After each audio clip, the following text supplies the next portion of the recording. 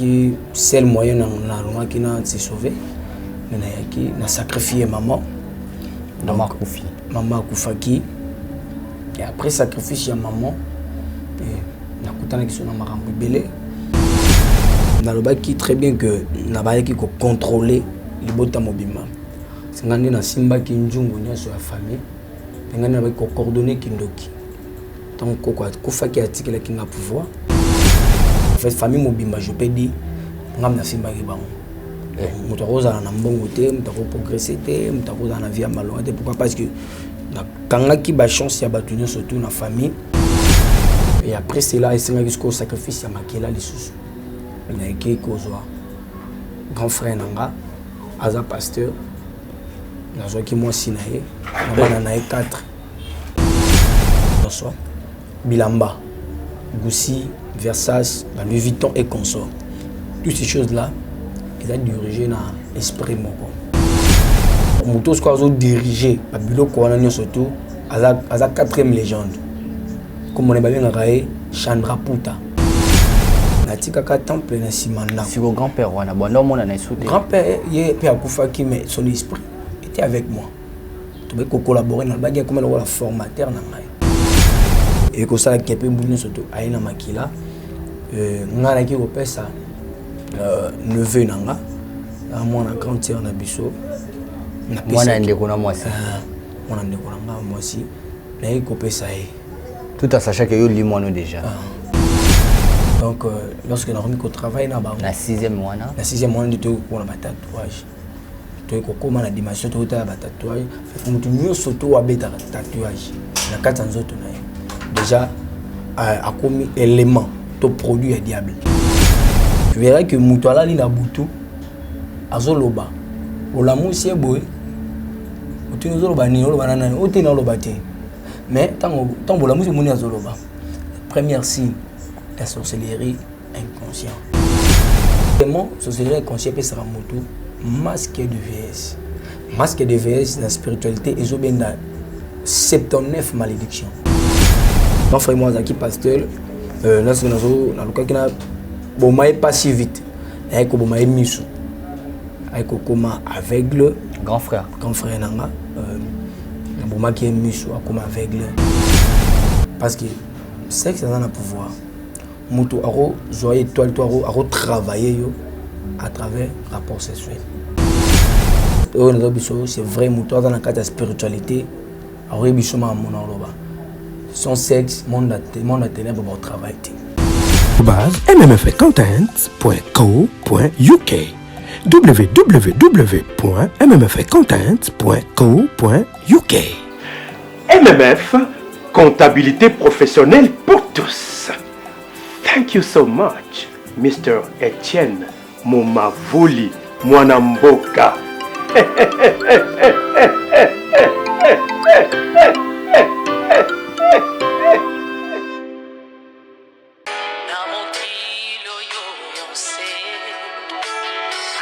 Shalom peuple de Dieu, shalom à toutes ces personnes qui vont nous suivre de partout. Je suis votre humble servante, Sœur Jenny Fernandez, je réside à Londres.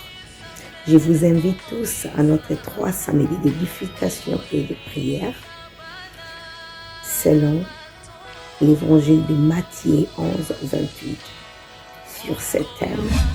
Venez à moi, vous tous qui êtes fatigués et chargés. Vous serez tous bénis, invitez les autres. Les amis, les proches, la famille, car le Seigneur va vraiment nous faire du bien. À partir de 18h30, heure de Londres, ou 19h30, heure de Paris.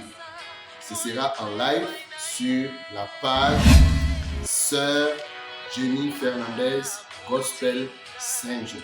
Dieu est au rendez-vous. Alléluia. Que Dieu vous bénisse.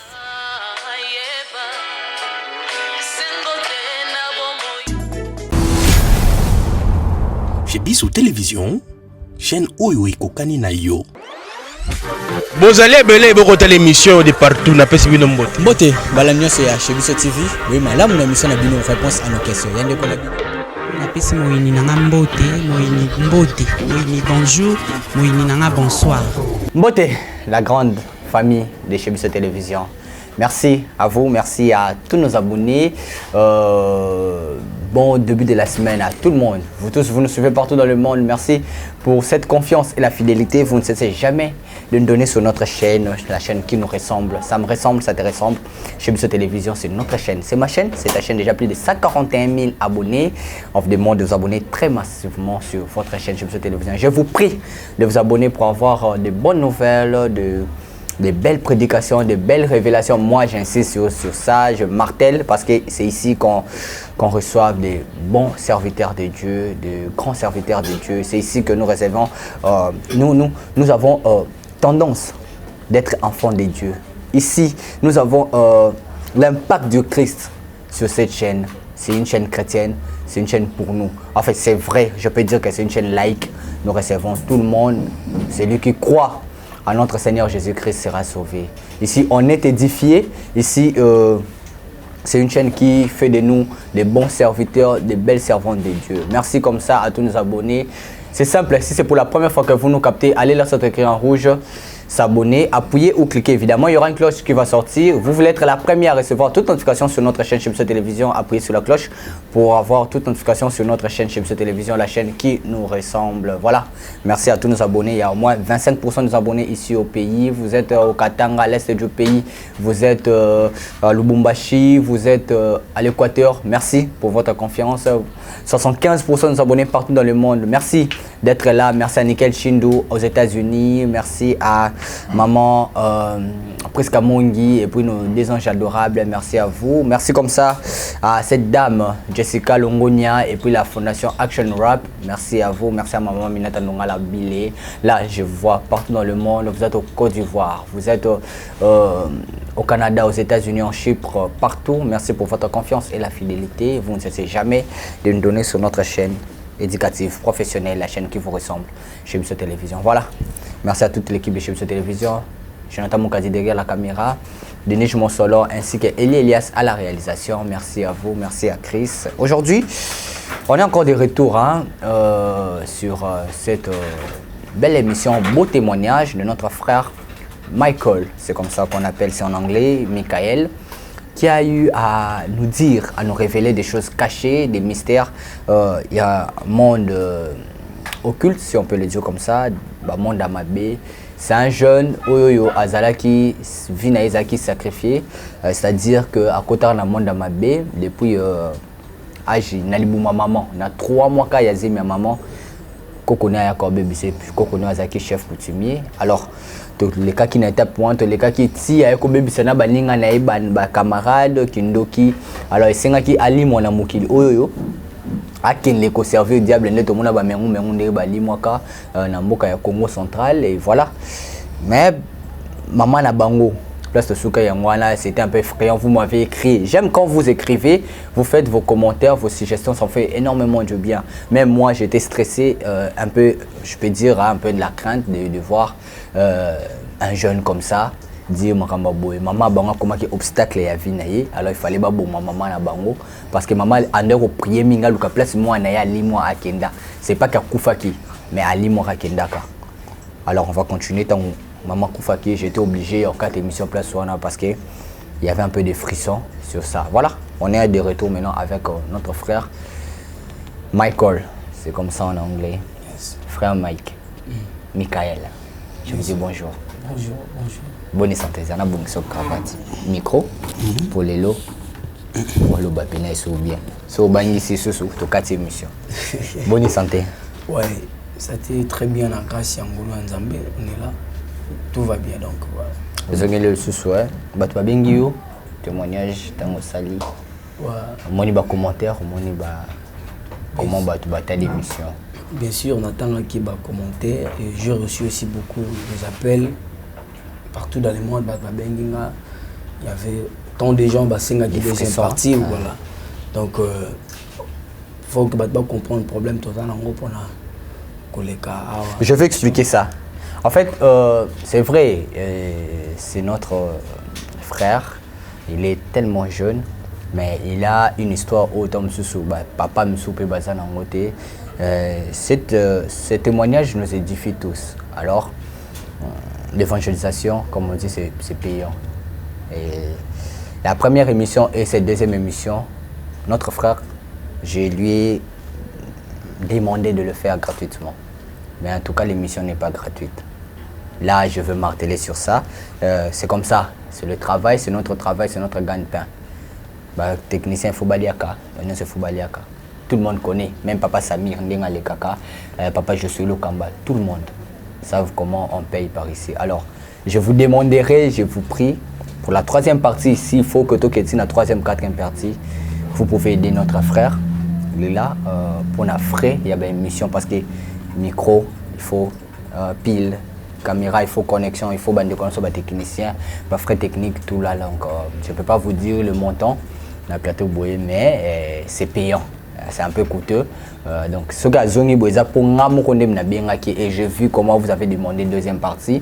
Mais notre frère, il a beaucoup de difficultés, il n'a pas assez de moyens pour payer des émissions de Ngazo de Kaboué. Alors, moi, je vous demanderai pour la troisième émission, notre directeur technique est là, c'est vrai, je suis le cordon.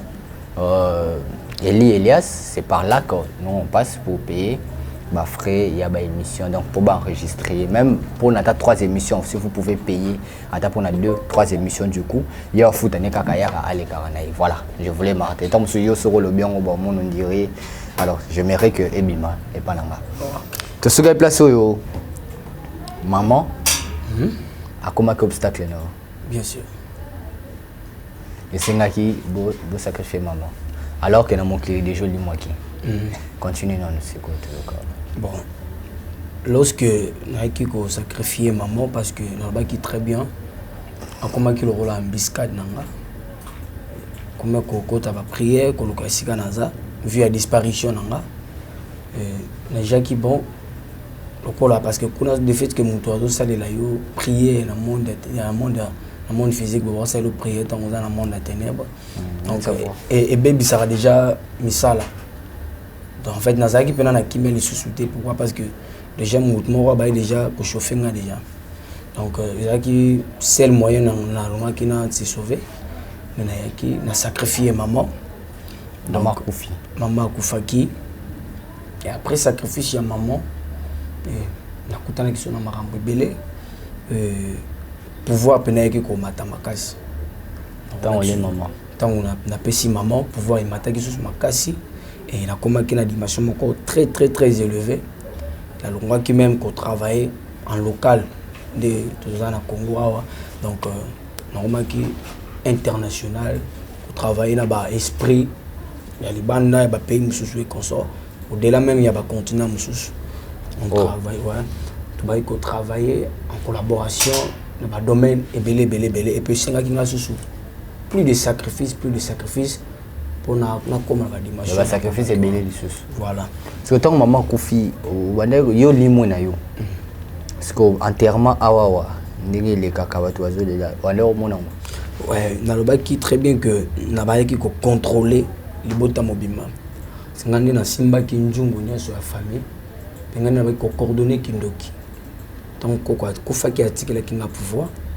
Et il y avait des gens oyo ba tout kanga qui en fait balaki na maboko na ngada en fait famille mobimba je peux dire ngam na simba ki bango moto roza na mbongo te moto ko progresser te moto ko na vie malonga te pourquoi parce que na kanga ki ba chance ya batunyo surtout na famille et il y avait des sœurs oyo na baby segment ba fina bango ba komaki bandumba et msusu ba komaki posséder na tek bango esprit moko ya homosexualité.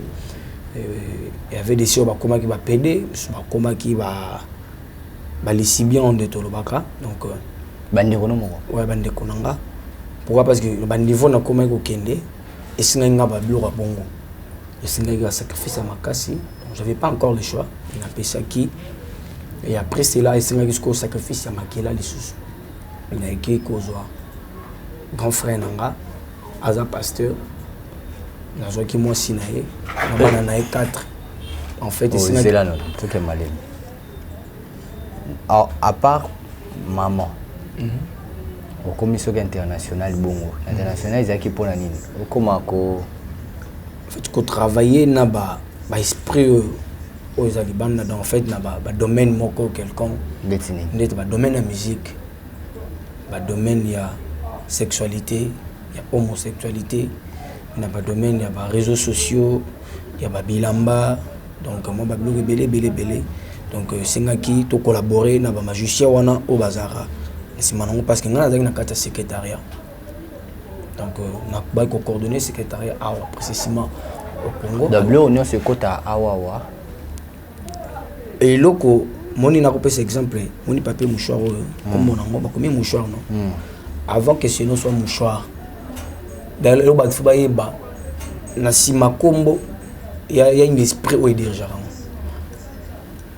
même Bible zoloba balé comme son nom tant que tu peux sur un mouchoir hein mouchoir oyo a une signification dans puis a un esprit oiseau diriger mouchoir aujourd'hui au pakoliti olongoli motoki car à travers mouchoir na yo ndo saleli wana ndeka ko simbi otiki déjà ba print no a mutaro zwango pe le roi ils en a esprit à collaborer dans l'espace dans le monde de la spiritualité et c'est ma collaboration ba collaborer na ba esprit collaborer na ba esprit ba dans la papier pour na to luka to zo étoile donc en fait d'ailleurs comme bonioso d'abord pour répondre à la question yo ils ont un esprit où ils dirigent rango ba bilelo mo te ko bima boye sans pour autant que to fula yango na succès mo boye to bandaki ko fula yango na ba sacrifice na ba makila et puis dans l'esprit ba yikola tango donc mon surtout oyo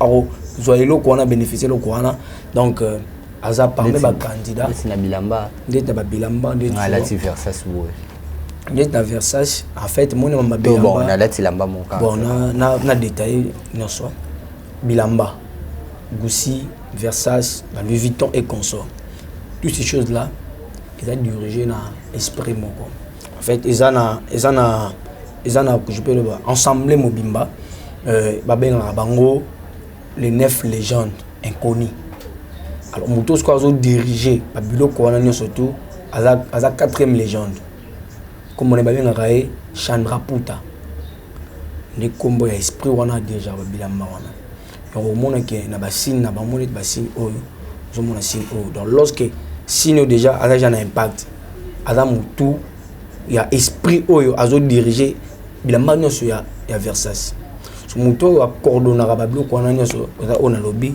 Chandra Puta on travaille avec ces gens là parce que avec le secrétariat lorsque griffe go bimato au salama baye na ngona secrétariat est signé mais ba Versace ça n'est banda avant yo botama ba Versace et banda avant ngana botama bien sûr mais ce sont des choses que moi na yena kutiango ngana komi na secrétariat na monde la spiritualité badara mukolote ba rappeler moi mukete dans la spiritualité il suffit d'avoir un niveau à l'école nous surtout au dirigeant une seconde n'a pas mon spiritualité nous comme pécan une seconde tellement donc et c'est raté nous ba jour ba ni consonant ça c'est la spiritualité dans le monde physique nous c'est ngamo ba tapo muto akola mais la spiritualité il suffit une seconde muto za connecter directement à comme à l'école ce sont des choses que on a côté muto la dit très bien baki tant on a côté ngo de c'est tout travail na bango en collaboration donc on a commis qu'on travaille là ba esprit wana ba Chandra Puta oyazo azo coordonner ba bilamba nyo surtout ba balatara ba Gucci donc na peso ka signe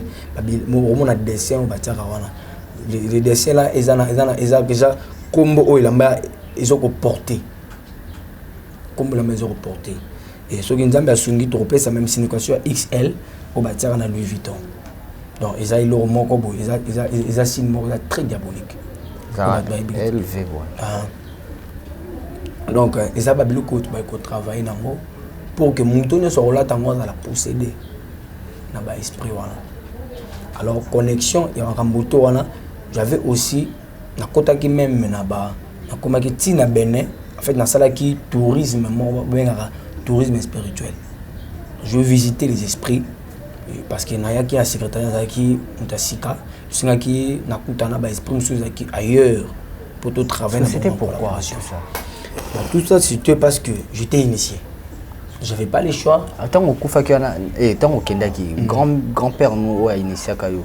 otikaka temple na simanda kundu natikaka temple na simanda si au grand-père wana banda mona na soute grand-père ye pe akufaki mais son esprit était avec moi tu peux collaborer dans le bagage comme le formateur na ngai donc lorsqu'il a disparaître avant même de disparaître tu peux collaborer déjà même si dans maintenant disparaître tout dans le monde de ténèbres tu peux sola déjà tu peux développer ma alors kuna na royaume na tikaki mon pasteur on a le bagage mon pasteur yende atikala ki wana ça fait atikala na awa na mokina Congo pour que akome oluka pa bundisa abundisanga na tsakié en garde bon que ami ça il wana parce que on a pensé que confiance na tikaye na royaume ya sala nga bashita sima na kebisaki et ayi ko zonga pe muta comprendre que on a zara grand maître ba bundisa maître té bien que ba initiation na pesa qui bien que ba formation donc nazaka na belo mo za clé pour ngai on a redeverrouiller na redeverrouiller en côté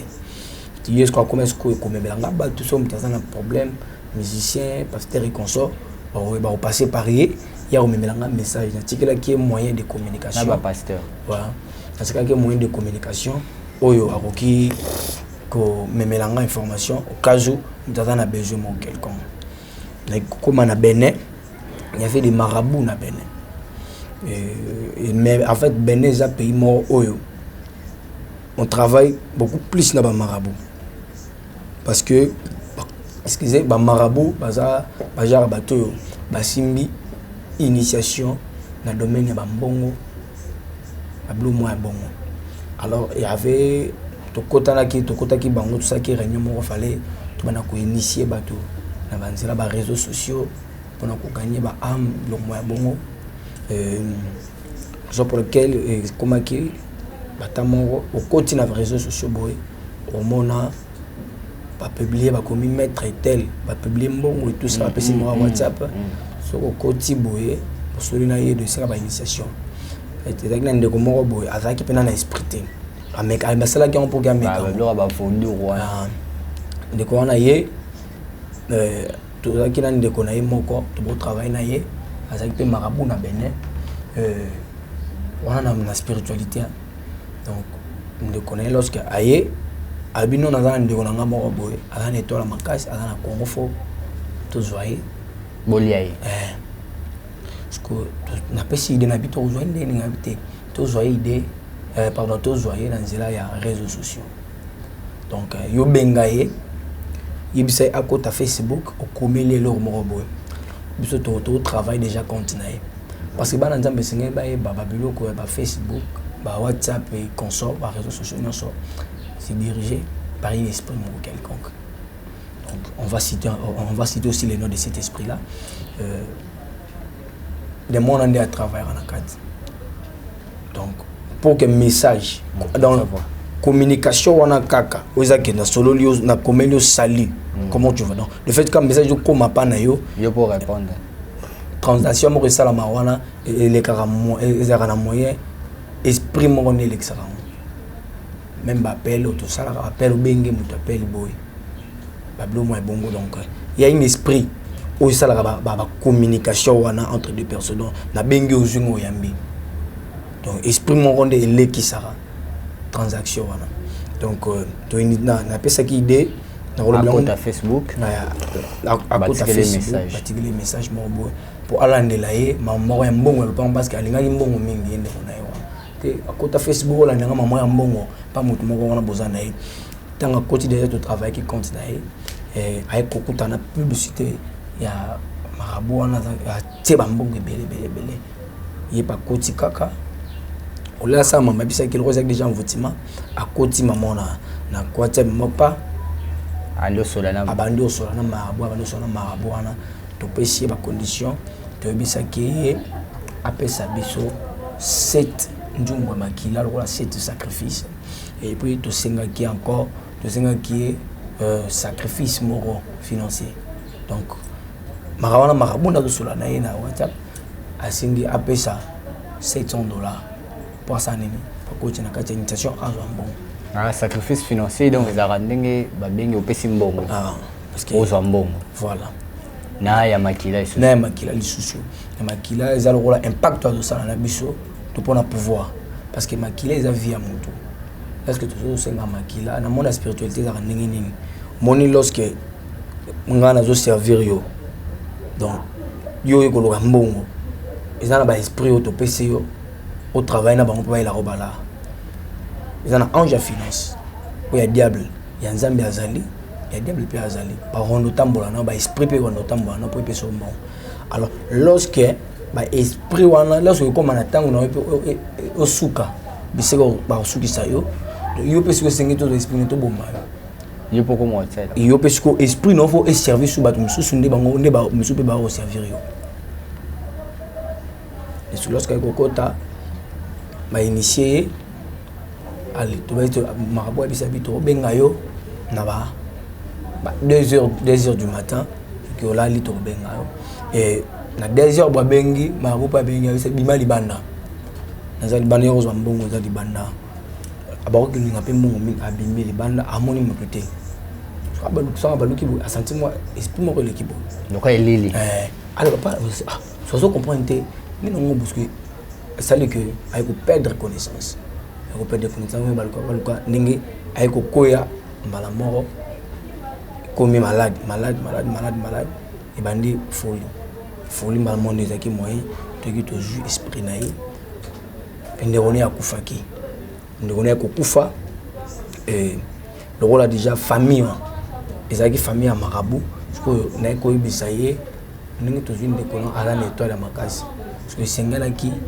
poto métifier système oyo ya initier bato na mbongo na nzela ba Facebook donc sengele chacun de nous ayana nzongo ya makila pour que to sala nini to confirmer apiloko wana et ko sala kepe mbunu soto ayana makila ngana ki ko pesa neveu nanga mwana grand sœur na biso mwana ndeko na mwasi mwana ndeko nanga mwasi na ko pesa tout en sachant que yo limono déjà parce que na déjà na contrôle la famille mobimba na baide ko contrôler na ina pesier baninga musupe ba pesier bango comme que to développer sikoyo système wana ya initier bato en ligne et to ko ta suna ba dimension so très élevée donc au fur et à mesure to pesa na pesa ba sacrifice et ça comme na osanini nazo mataka et après et ko comment ko travailler sur ko normalement ko travailler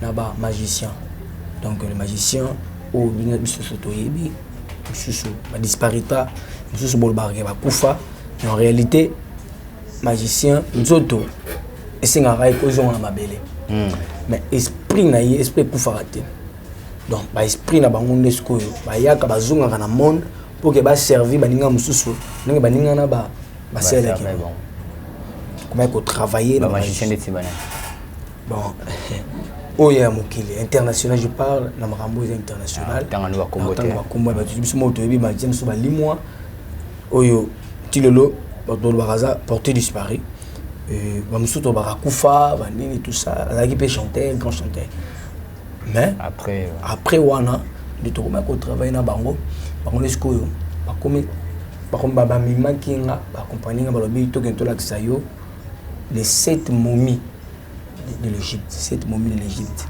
Donc déjà tant toujours la momie allait cadavre momie. Voilà.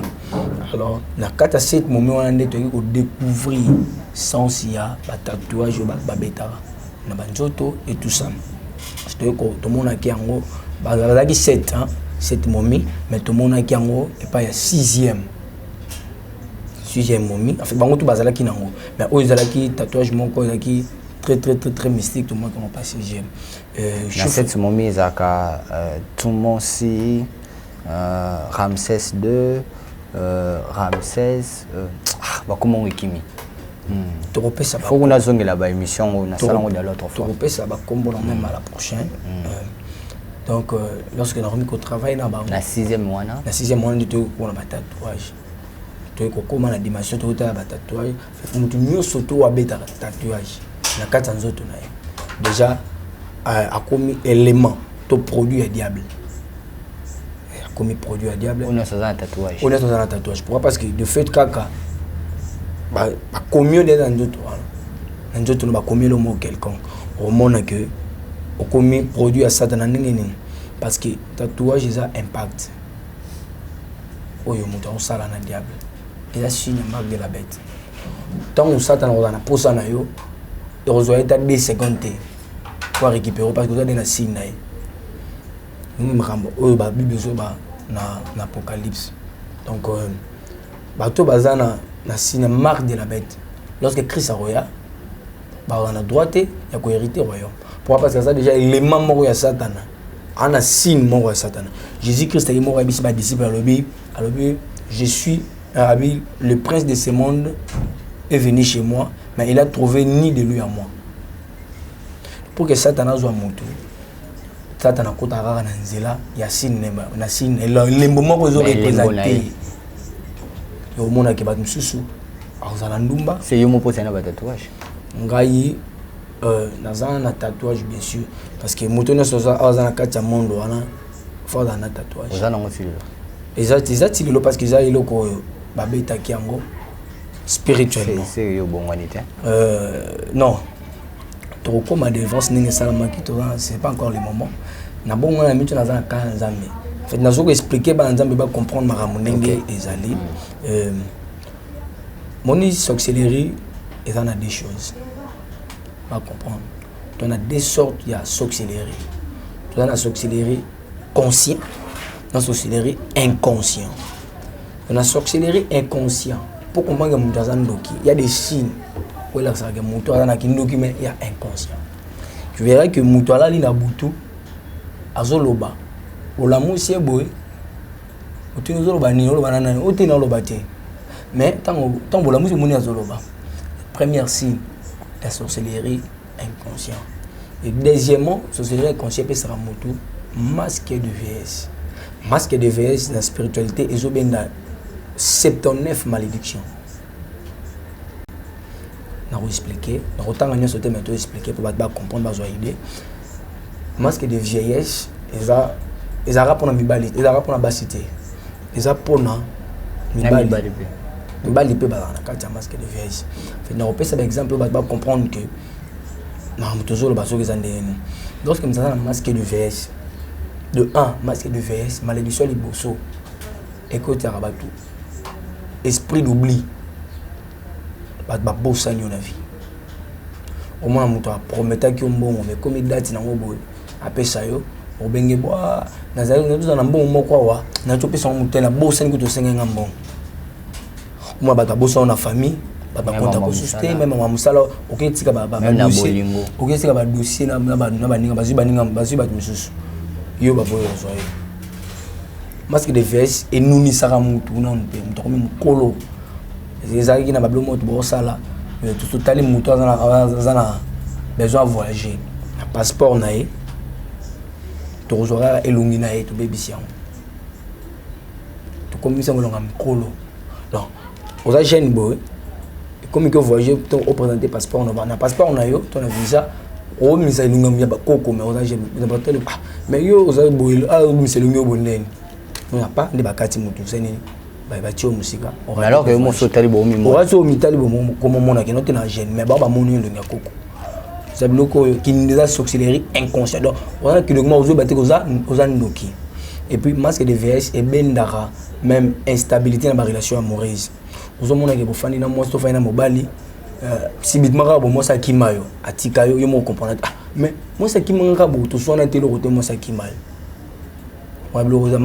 masque de vieillesse et donc et kabola rapé mutu nabatu séparation entre batu bon non ba bozna batu bokola na bon za bien mais ba yino karabo e balinga ko sentir tu mo mutu na me o camarade nanga o pena mutu na ngai pena sko mais atika nga bonne c'est pas bloko masque de vieillesse bena bon côté conscient qui ne conscient to comme na bana mike to na mikolo na mona muke eza ba signe mo très simple romona mwana za mwana muke aliaka mingi na to ndaraté et puis aya pe munene te parce que aulia ye mo tazole na ba esprit et deuxièmement ozo mwana za mwana muke mais na kata mko ya mikolo mwana azali atachaka liloba so mikolo ba solola troisièmement mwana mo très impoli très têtu même na ba parents na banga bango même mikolo buda abatu moi azalaka na balangage mabe ebosaka nanga bino boyebi ngai boy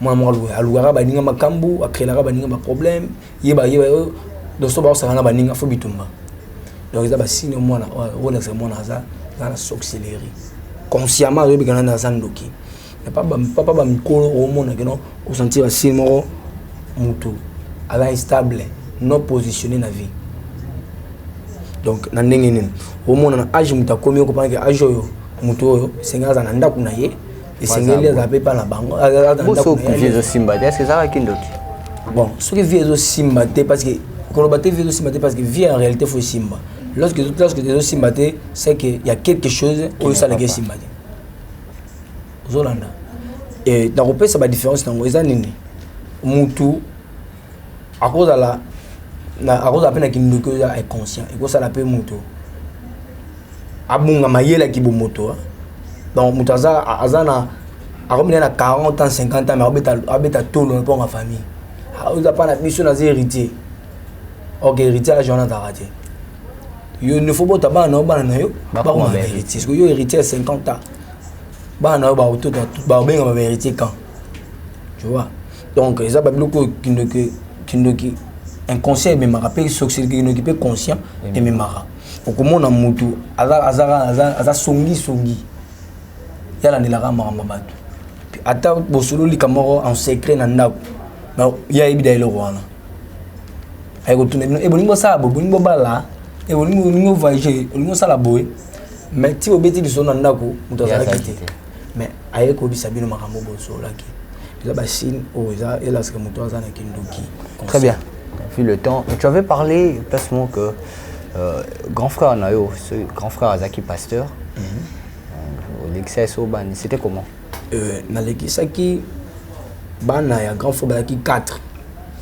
Na mosine ça fait 5 parce que c'est nga 17 sacrifices pour na comme ba niveau na 5 na comme akiwana et grand frère moi Azaki Pasteur là c'est na lokaki na bon mai pas si vite et ko bon mai misu aiko koma aveugle grand frère nanga na boma qui est misu akoma aveugle na sisi libota na ye et puis ce bango na bazaka place ou bota mona bango tout bazakuna ya des shows ba yana qu'une hour parce que na Kinshasa en fait et comment que le mort comment qui dévoilé parce que maman qui kokufa ba nous doit comprendre que non na disparaître na ndem na zandoki donc dans ça suna mokezo on travaille sur ko ya molimo laisser pour na se protéger ba mikimeli na bango kuna na mboka tozalaki ba ina qu'une hour mais en réalité na ba ko contrôler déjà kindoki nyonso il faut contrôler donc et ça là qui na ndungu mona lobaki dans ndungu wana tutaki na famille parce que la famille nyonso tozaka na ndungu na chaque famille eza na ndungu peza na mutu asimaka ndungu wana peza na mutu azo coordonner kindoki ya ndungu donc na kati ya ndungu wana ezaka ndeni okoda na ndungu ya famille bakoko na bino bakosala alliance na monde ya molili bakoloba alliance bakosala ndeni bakosala que par ignorance ou soit bayebi makambo bakosala bakoya ne toza boye toza na posa bopesa biso richesse moko quelconque na ndeko moko abengaki nga donc papa na baza na mbongo ebele papa na mbongo ebele mpe na makasi aza bataka sai papa na ye na mbongo mais corrivé que papa na ye ateka baétoile na bango ya bana abotaka bana du 7 donc depuis bokoko na bango déjà asaka déjà sacrifice qu'on a besoin de faire des sacrifices, il y a génération de génération. Tu n'as 4e génération. Papa n'a pas de aïe, aïe coupé ça peut génération on a bien appelé si n'a pas qu'on a eu génération et appelé spécial bango tout. Donc ils allaient quand nous ma famille en gros, bako ko bako bako on des aboy. To teki génération oyo pour que bopé ça biso mbongo to bopé ça biso boy. Donc au monde que beaucoup de la génération mo bino tout boda ndenge moko. Beaucoup de la génération au bino tout boulot miné même vie. On doit avancer à zaté logo et logo tout bino tout bozaka et si comme bo tourner car ronde, bo tourner à ronde. Aux monde soit de cause à la que basi bazora mabala mais ba bota raté. Yo zaka basi bazo bota babala raté. Bango to ke naka babala ya fornication. Donc misala pe na famille ezaté. Au moyibi okuna shege okuna kuluna donc yozo contrôler nzungu wana alors isenga ki bomi ya numéro propre misu na moment qui est misu lorsque akokufa misu ngena koma ki na ba dimension ngana okoma wana parce qu'il fallait ba sacrifice et belé c'est que du 7 sacrifice na pesa ki nyo sonné na zolo ba pesi ba neveu na pesi ba nièce ba cousin consort na bana donc ba tu belé tu ne comme à niveau na comment ki wana autonomie ko travailler na ba esprit li bana pour que est-ce que ya no wana ayebeke yom to bomaki mi supe olia bana ni 4 na mwasi bien sûr ayebaki donc tu ko baki makambo wana ce que comment qui dévoiler lorsque maman a kokufa maman kokufa abaye ko comment dévoiler en fait baki na pas nganga moko abatalisa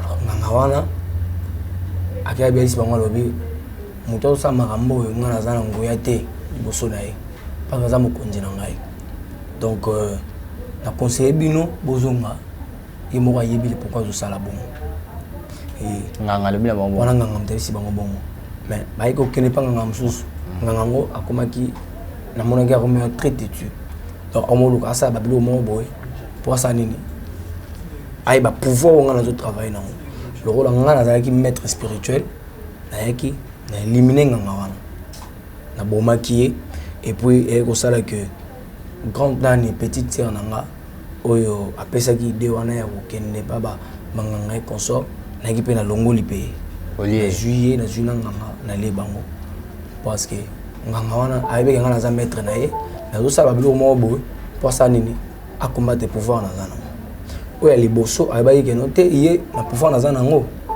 en tout cas na ra droite ya webisa bino mamba osala parce que mokonzi ala ndeba ko kende grand frère ndé je crois que comprendre que to sala biloko les petits frères parce que tellement que a koma ki pe le rôle en biscade na linga ki bon azaki na liste ya bato na ngana sacrifier na linga ki na mema vite parce que azaki passer dans une étoile ya makasi pe donc na bomaki ko na bomaye muke na bomaye muke na bomaye misu na jouer bana na jouer mwasi pour être instable na ko kota tina ministère na ye na détruire yango et ko sala que na tutine la ki mwasi moko mwasi wana ndi ayaki ko déstabiliser ministère na ye mwasi wana azalaki agent hormis que ça pasteur mais bon déstabiliser quand même to déstabiliser oui to déstabiliser ki ministère na ye dans la mwasi en fait mwasi mo ayaki to tindela ki mwasi wana fait que ce qui a commis na bureau sika ya yambaka alongola bilamba aganga pasteur alinga violenga tomba baroya amoni bamona pasteur za aventurier pour que merape ko kitsaye ndelo to salaki yango wana et na comment qui peut travailler beaucoup plus pour déstabiliser beaucoup plus dans le domaine de la sexualité ni na lobaki awa sexualité ça a pouvoir ya makasi na kati ya monde ténèbres parce qu'en réalité l'homme d'abord en soi a un pouvoir ya wa botama nango parce que Bible dit créons faisons l'homme à notre image et selon notre ressemblance pour qu'il domine donc mutabota il a un pouvoir ya dominer ya konza puis ya sala nyonso et lorsque tout ça la sexe parce qu'on va comprendre que ils n'auront pas vraiment un sentiment mais ils auront d'une manière d'une autre le coup la paix l'ensemble le culte il y a des sexes différents lorsque beaucoup de gens sont en fait moto dans le monde de la spiritualité à ça la sexe par matin parce que sexe a un pouvoir moto aro joyeux toi aro travailler à travers rapport sexuel parce que ezalaka lorsque tu kutani na yo tu bimi après ko bima na tu dégager ba énergie tu dégager ba lo mo et consort mais il y a un temps ça m'a le rôle que mutu abongi moi maele makanti moi bilo moi bongo tant d'éjaculat de par cela on a ba esprit mutu dans la spiritualité de aro rapidité pour na joyeux et toi to ko yiba ba pouvoir mon quelconque parce que dans le monde de ténèbres même une seconde est-ce qu'il arrive à qui peut tango disparaître bongo d'avoir aussi ba copine na yo to basi na monde bon en réalité oui parce que Ce sexe, c'est dans le monde de ténèbres, on travaille. On travaille. Donc, c'est vrai, dans le cadre de la spiritualité, son sexe, monde de ténèbres, on travaille. Tout souka, s'il vous plaît. Tout souka pour tout y a na délivrance parce qu'il y a des qui ont des passes. Mais motuna souka, on est en motuna. Mais est-ce que bande kono ou banakin? Tant bon yo ka témoignage, ça arrive aussi que babenga. Oui. Babenga, en fait, lorsqu'il a confessé qu'il y avait d'autres bazaki, bayokaki, bamususu barejita kinga, mususu banimika kabon. Bayoka famille sous babwaka yo. Ouais, famille sous babwaka, famille sous batika. Pourquoi? Parce que choc wana mamna sala ki na famille et ko choquer bango parce que la famille maman na biso babota maki secte. Et ko sala que na zui bango 6 ba ko tsaka moko maman le na biso. Azara yimo en vie. Aza awa. Nakini. Aza nakini awa. Aza pa mbato ba kimanki ba yakiboy. Côté à papa bango babota bango pe bango ba ki 8. Biso mono to botami 8. To tikala 3, je peux dire. On a grand frère et grand sœur. On a beaucoup qui ne vient pas. On est surtout sacrifice. On est sur un sacrifice. Alors, la famille à papa, papa, mais papa n'a eu que bébé ça y est. Lorsque comme on comprend que Naza, nous sommes là, puis on met que Bablum soit du colo pour détruire. Mais n'a eu que bébé ça papa. Papa Bino. Papa oui. La bébé ça qui est. Papa Abotao. Naiki ko pesa ye paralysie. Bomaki makolo, bomiye munoko pe na bomaye na miso. Ba organe ko sala que amona te aloba te atambola pete pour que ngana zara kimia. Donc pesa qui pour ma perte ya mémoire comme roi moi liboma pour que nazala un peu kimia na mahamona. Son papa za. Et papa actuellement azana qu'une. Actuellement, il est ici à Kinshasa. À Kinshasa. Oui. Voilà. Merci beaucoup, frère Michael. Dozo, la troisième partie. Si seulement les gens pouvaient vous aider. Pour la Oya, la troisième partie, il y a l'émission Oyo. Numéro de téléphone pour la Toya. Toya, ça c'est quoi? Délivrance dans le Kaki, la troisième partie, à témoignage. Numéro de téléphone, il y a plus 243. 81 055 19 74 plus 243 81 055 19 74. Donc c'est ça mon numéro WhatsApp, appel normal et consort. Très bien. Yo mo aussi la WhatsApp en moi. Oui, parce que to côté na détail comment ba to ça parce que ça bloc mo ça diabolique, il faut savoir comment ko ça lango pour que esprit de travailler dans haut et quand parce qu'il y a une démon aux dirigeants. Très bien. Merci beaucoup, frère Michael. Voilà, ça n'est fini pour aujourd'hui. Merci à tous nos abonnés. Comme je l'ai dit toujours, nous on est des chrétiens. Il y a des choses qui sont dites, il y a des choses cachées qui sont révélées. Ça nous permet d'être édifiés, de voir tout ce qui se passe dans notre pays, dans ces mondes occultes. Voilà. Moi, je suis un chrétien. Je l'ai dit l'autre fois, quand il y a eu une prophétie comme ça, moi je suis un chrétien, je mourrai chrétien. Et je l'ai dit, mais je suis ouvert à tout le monde. Je reçois dans mon plateau des nganga, des musiciens profanes, qu'ils soient profanes ou, comme on le dit, musiciens chrétiens. Je reçois des musulmans, je reçois des athées. Je dirais, je suis un chrétien, je garde toujours ma conviction en Christ. Tout ce qui vient de nos serviteurs de Dieu, qui est chrétien comme moi, en tout cas, c'est Amen. Mais on n'est pas toujours convaincu de tout ce qui est dit. Mais moi, je l'accepte comme ça parce que ça vient d'un serviteur de Dieu. Alors, je répète, notre chaîne Shemso Télévision, c'est une chaîne qui reçoit des bons et des grands serviteurs de Dieu. Et de vrais. Je l'assume et j'assume ce que j'ai dit. Voilà. On continuera notre témoignage, troisième partie avec Frère Michael. Merci de répondre à mon invitation parce que c'est moi qui vous ai appelé de continuer ce témoignage. On a eu à recevoir beaucoup d'appels, beaucoup de commentaires, beaucoup de messages à propos de ce témoignage de première partie. Alors, beaucoup de gens nous ont demandé de faire la deuxième partie.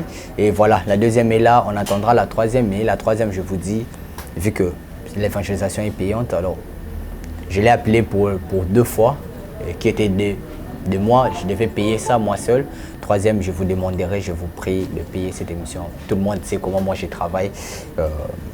C'est mon travail, c'est mon gagne-pain et c'est pas facile.